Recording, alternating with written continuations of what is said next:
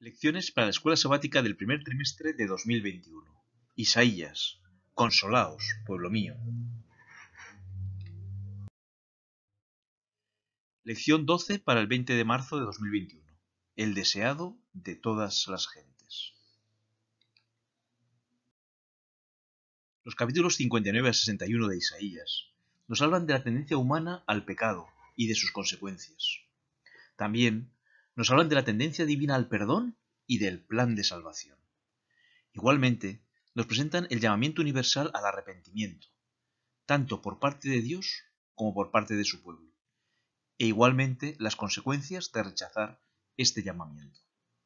Veremos en el apartado de la salvación personal la naturaleza del pecado, que abarca Isaías 59, 1 al 15, el ofrecimiento del perdón, versículos 16 al 21, y la obra de los redimidos en Isaías 60.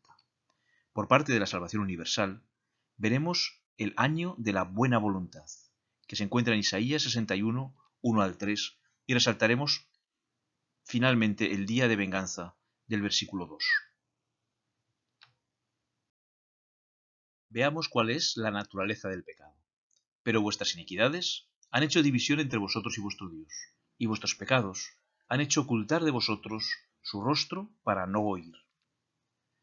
Ante la pregunta que el pueblo planteó en Isaías 58:3, ¿por qué no hiciste caso y no te diste por entendido? Dios responde, no se ha acortado la mano del Señor para salvar, ni se ha agravado su oído para oír. ¿Cuál es pues el problema? A continuación, el versículo siguiente nos aclara que el problema no está en Dios, sino en el hombre. El pecado crea una separación entre Dios y el hombre, y ante esta separación, el hombre huye alejándose de Dios y entregándose más y más al pecado. Esa fue la reacción de nuestros primeros padres, que podemos leer en Génesis 3:8. Y oyeron la voz del Señor Dios, que se paseaba en el huerto, al aire del día. Y el hombre y su mujer se escondieron de la presencia del Señor Dios entre los árboles del huerto. Mientras sigamos arraigados en nuestros pecados y no queramos ir hacia Dios, es decir, mientras no queramos escuchar la voz suplicante del Espíritu Santo que nos llama, seguirá existiendo una barrera infranqueable entre Dios y nosotros, la barrera creada por el pecado. No prestéis oído a la sugestión del enemigo de permanecer lejos de Cristo hasta que os hayáis hecho mejores, hasta que seáis suficientemente buenos para ir a Dios. Si esperáis hasta entonces, nunca iréis. Cuando Satanás os señale vuestros vestidos sucios, repetid la promesa de Jesús. Al que a mí viene, no le echo fuera. Decid al enemigo que la sangre de Jesucristo limpia de todo pecado. Después de presentarnos la realidad del pecado, Dios ofrece su perdón, y vendrá el Redentor a Sión, y a los que se volvieron de la iniquidad en Jacob, dice el Señor. ¿En qué se basa la redención de la que nos habla este versículo? Si la base es dejar la iniquidad, es decir, dejar de pecar, entonces tengo un grave problema, porque tal como nos lo dice Pablo en Romanos 3:12, no hay quien haga lo bueno. Sin embargo, si la base de esta redención es aceptar el ofrecimiento del perdón dado por Dios, entonces estamos en el buen camino. Así nos lo recordaba Isaías al comienzo de su libro. En Isaías 1:18, venid luego, dice el Señor, y estemos a cuenta. Si vuestros pecados fueren como la grana, como la nieve serán emblanquecidos. Si fueren rojos como el carmesí, vendrán a ser como blanca lana. Igualmente el profeta Jeremías, en Jeremías 31:34, nos recuerda este ofrecimiento. Y no enseñará más ninguno a su prójimo, ni ninguno a su hermano, diciendo, conoce al Señor. Porque todos me conocerán, desde el más pequeño de ellos hasta el más grande, dice el Señor. Porque perdonaré la maldad de ellos y no me acordaré más de su pecado. Además, este perdón es gratuito, como nos dice Pablo, siendo justificados gratuitamente por su gracia, mediante la redención que es en Cristo Jesús. Entonces, ¿qué significa volverse de la iniquidad? Por supuesto, para aceptar el perdón debe de existir arrepentimiento y además un deseo de abandonar el pecado, tal como nos dice Pedro en Hechos 3:19, así que arrepentíos y convertíos, para que sean borrados vuestros pecados, para que vengan de la presencia del Señor tiempos de refrigerio. La fe por la que somos salvos se manifiesta por nuestras obras, como nos indica bien Santiago, pero alguno dirá, tú tienes fe y yo tengo obras. Muéstrame tu fe sin tus obras, y yo te mostraré mi fe por mis obras. La gracia es un favor inmerecido, y el creyente es justificado sin ningún mérito de su parte, sin ningún derecho que presentar ante Dios. Es justificado mediante la redención que es en Cristo Jesús, quien está en las cortes del cielo como el sustituto y la garantía del pecador. La fe obra por el amor y purifica el alma. La fe brota, florece y da una cosecha de precioso fruto. Donde está la fe, aparecen las buenas obras.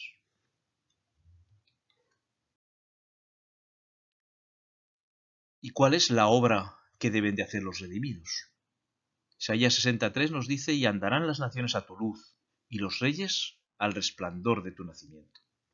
Los que hemos sido iluminados por la luz de la redención, los que hemos sido redimidos, debemos reflejar esa luz e iluminar al mundo con ella, como nos lo dijo Jesús en Mateo 5:14. Vosotros sois la luz del mundo. Una ciudad asentada sobre un monte no se puede esconder. Así ocurrió desde el principio. Noé fue llamado pregonero de justicia para llevar su mensaje al mundo antediluviano. El pacto de Dios con Abraham incluía la bendición para todas las naciones. Y Jesús designó a la Iglesia para que llevase el Evangelio hasta lo último de la tierra. Esa es nuestra obra, nuestra misión. A todos los que acepten la redención, Dios les hace esta promesa encontrada en Isaías 60:19. El sol nunca más te servirá de luz para el día, ni el resplandor de la luna te alumbrará, sino que el Señor te será por luz perpetua, y el Dios tuyo por tu gloria. Es nuestro privilegio abrir nuestros corazones y permitir que entre el Salvador.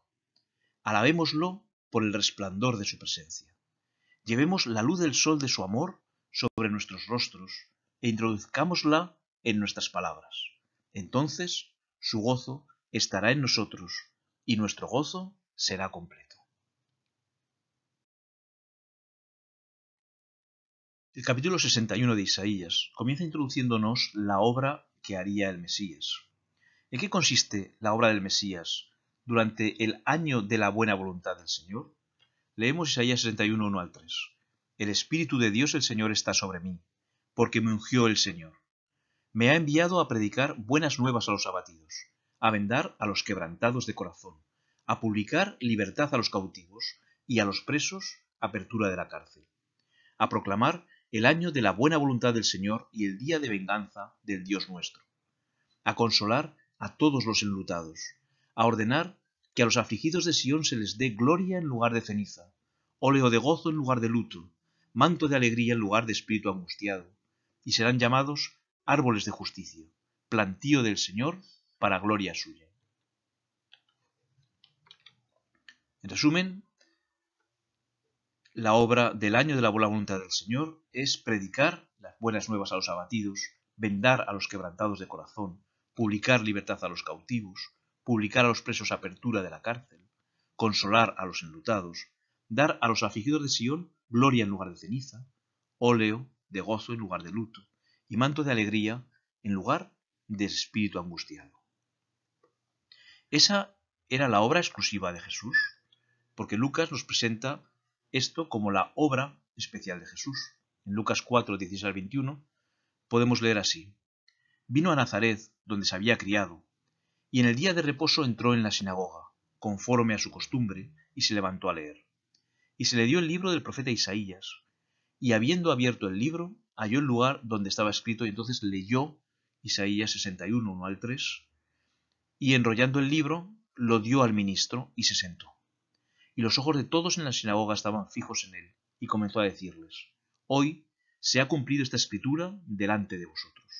Así pues, estas palabras son cumplimiento de la obra de Jesús, pero también es nuestra labor anunciar el año de la buena voluntad del Señor, como Jesús lo hizo.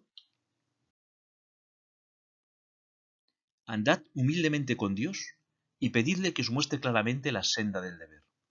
Cuando hable a sus representantes y les pida que sean obreros juntamente con él, estos harán la misma clase de trabajo que Jesús anunció como su obra cuando se paró a leer las Escrituras en la sinagoga de Nazaret. Así pues también es nuestra labor hacer lo mismo que Jesús hizo. La obra que tenía que hacer el Mesías también incluía una parte negativa. Además de proclamar el año de la buena voluntad del Señor, también debía proclamar el día de venganza del Dios nuestro. En Nazaret, Jesús detuvo la lectura de Isaías justo antes de hablar del día de venganza. ¿Por qué lo hizo? La obra de Jesús en ese momento no era la de juzgar al mundo. Él mismo nos lo dice en Juan 12:47.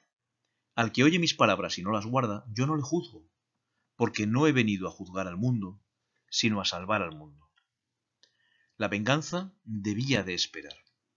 Igualmente, no es ahora el momento de esperar que se cumpla la justicia, sino que se nos invita a dejar la venganza en manos de Dios. Así lo hace el apóstol Pablo en Romanos 12, 19 y 20. No os venguéis vosotros mismos, amados míos, sino dejad lugar a la ira de Dios, porque escrito está: mía es la venganza, yo pagaré, dice el Señor. Así que si tu enemigo tuviere hambre, dale de comer. Si tuviere sed, dale de beber, pues haciendo esto, ascuas de fuego amontonarás sobre su cabeza. Pero llegará el día en que Dios efectivamente tomará venganza de sus enemigos y ejecutará justicia. Así nos ratifican diversos textos en la Biblia. Por ejemplo, Isaías 63:4 nos dirá: porque el día de la venganza está en mi corazón, y el año de mis redimidos ha llegado. Nahum 1:9 nos dirá: ¿qué pensáis contra el Señor? Él hará consumación, no tomará venganza 2 veces de sus enemigos. Ya en el Nuevo Testamento, Tesalonicenses nos dice: a vosotros que sois atribulados, daros reposo con nosotros cuando se manifieste el Señor Jesús desde el cielo con los ángeles de su poder, en llama de fuego, para dar retribución a los que no conocieron a Dios ni obedecen al Evangelio de nuestro Señor Jesucristo. Y Apocalipsis nos dirá también: de su boca sale una espada aguda para herir con ella a las naciones, y él las regirá con vara de hierro, y él pisa el lagar del vino del furor y de la ira del Dios Todopoderoso. Y lo hará con completa equidad. Él juzga con justicia y se venga con equidad, con justicia. De modo que toda rodilla se doblará reconociendo la justicia divina. Isaías 45:23 anuncia: por mí mismo hice juramento, de mi boca salió palabra en justicia y no será revocada, que a mí se doblará toda rodilla y jurará toda lengua. Y el apóstol Pablo nos indica cómo se cumplirá esa profecía, por lo cual Dios también exaltó a Jesús hasta lo sumo y le dio un nombre que es sobre todo nombre, para que en el nombre de Jesús se doble toda rodilla de los que están en los cielos y en la tierra y debajo de la tierra, y toda lengua confiese que Jesucristo es el Señor, para gloria de Dios Padre.